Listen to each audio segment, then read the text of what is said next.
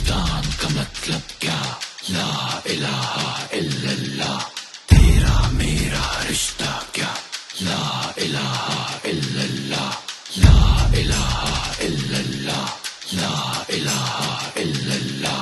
अल्लाह कुरान में कहता, जो लोग ईमान ले आए मैं उनके खौफ दूर कर देता हूं। ए अल्लाह, तेरे सिवा हम किसी के सामने नहीं झुकते, खौफ के बुत के सामने नहीं झुकते।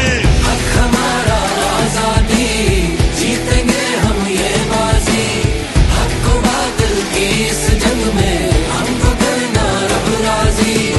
हक हमारा आजादी, जीतेंगे हम ये बाजी, हक को बातिल की इस जंग में हमको करना रब राजी।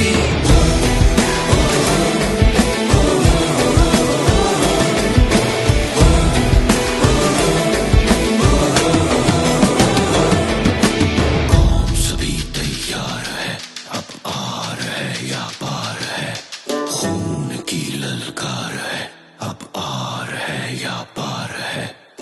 डर को अब मिल के डराए, नई सोच से जज्बा जगाए, मुट्ठी में हो दुनिया सारी, ऐसे अपनी शान बढ़ाए।